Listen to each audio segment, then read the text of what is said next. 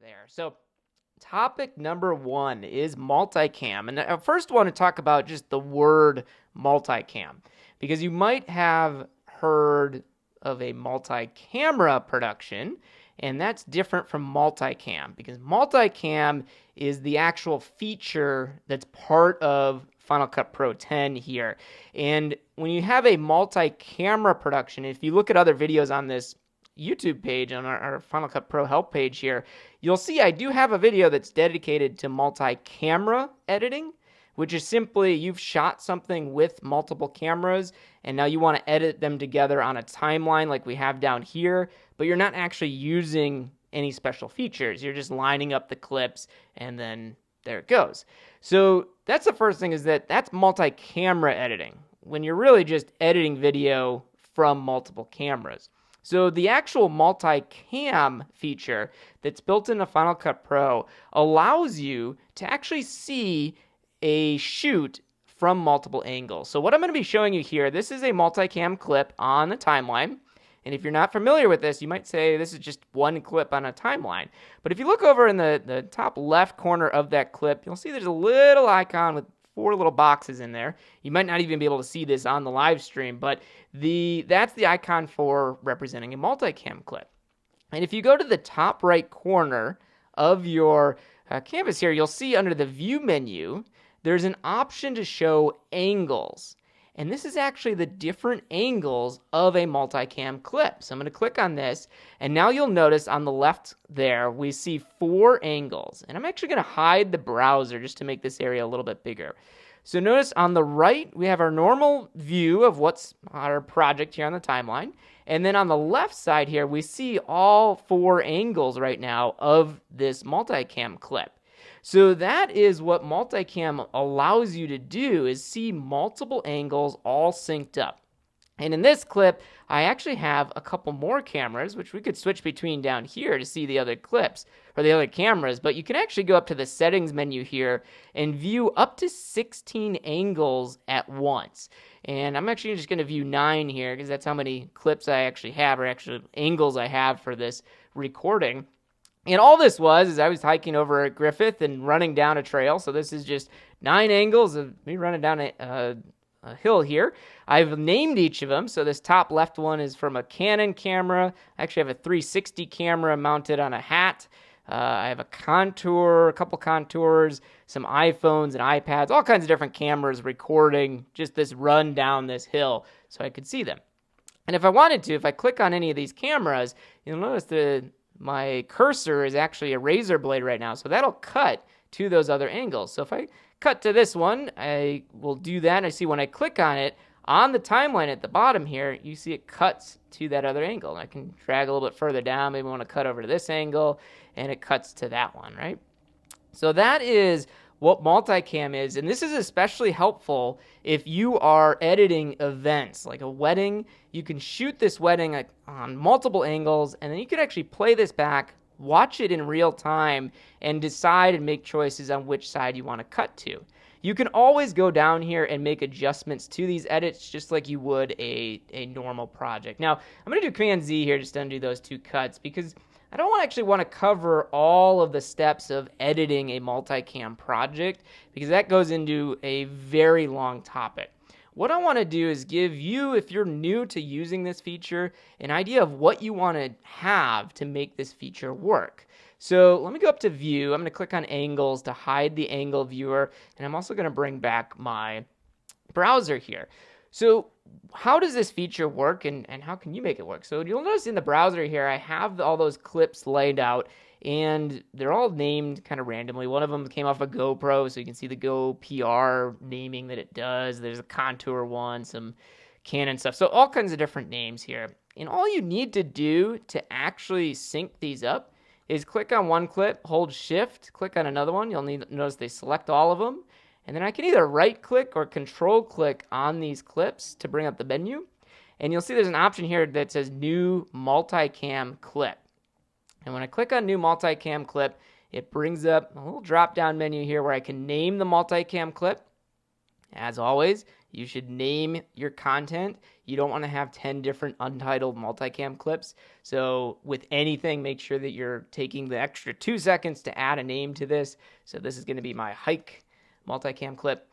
And it'll put it into the event, which this one's just my stock media event, so that's fine. I'm not going to change the starting time code. But then you'll notice this checkbox here that says use audio for synchronization. So if all your clips do have audio recorded on them, say you did record from a camera with a built-in microphone or like an iPhone, Final Cut can actually use that audio to try and figure out where those clips are and sync them up. And I find it does a pretty good job of this, but in a lot of cases, you're not actually going to have a recording, for example, an audio recording on every camera angle. So as an example, one of the questions I received recently was that they were shooting, they had 2 DSLRs, an iPhone, and a GoPro. So you have 4 cameras there, and all of those actually do have the ability to record audio, but it's very possible that one of those DSLRs, the mic was turned off. So if that's the case, you can use audio for synchronization, but you might have to do some manual synchronization. You can go down here and say use custom settings, and you'll see there's a bunch of options for how you're going to kind of set up this project and what it's going to use to synchronize the audio tracks themselves. So there's some options definitely in there. And for all of this, there is another video. There's 2 videos on here. One is the multi-camera editing video. The other one is multi-cam editing. And I would recommend checking both of those out. It'll go into this process in greater detail. But in this case, I'm not going to use audio because it does take some time for that to happen. I'm just going to hit OK. And what you'll notice is it now creates a new multicam clip. And if I double click on it, I can open it up. And down here at the bottom, let me adjust these view settings so all the clips are a little bit narrower. You'll see it has all of the different camera angles laid out on this page. And now these are not synced up. These are it's just put them at the beginning because I didn't choose to use audio for synchronization. So let me show you what it looks like when they are synced up in my completed multicam clip here. I'm going to do Shift Z to fit the timeline. So now you can see all of the different angles laid out here. On the left column, they're named, and I'm seeing which one is activated based on these little camera and audio microphones there. If any of these were not in sync, I could certainly go on here and drag them left or right to change how they are synced. That's what also you might notice there's some markers on here. I like to use markers to help out with the synchronization part. So that's kind of what a multicam clip looks like, and we're reverse engineering it here. So I showed you a finished one. We're seeing all the different clips and angles laid out here. And now I'm going to take you back and hopefully make this clear on what you need before you even record the video. If you're new to this, you want to have some way to synchronize this video. So if you think of an actual film, you might have seen the clapboard that they do right before they actually do a take and run it. So the reason for that is that slapping of the stick, that's the audio they can use to synchronize all of these clips easily when they're back in the editing room. They can sync up an audio only recording with the video, do it all visually. So in all of this stuff, do something in your recordings so that you can see and understand where to be able to sync those clips up. It'll make your multicam editing just so much easier inside of Final Cut.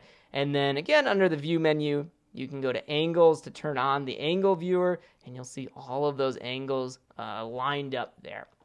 The one final thing I want to point out about Final Cut and the way it handles all these clips, you may have noticed every single one of these is named. Like the first one is Canon 60D, the second one's actually the 360 camera, I have a Contour Rome, right? All the different names here. And you actually control that through the inspector. So when you have a clip selected in the inspector on the right, you have all the information for this clip. One of those things is the camera name. And this is where you can go to name that camera. Some people will call it different things, but the name of the camera is just an identifier for it. So I like to use what the actual brand and model of that camera was to put that in there.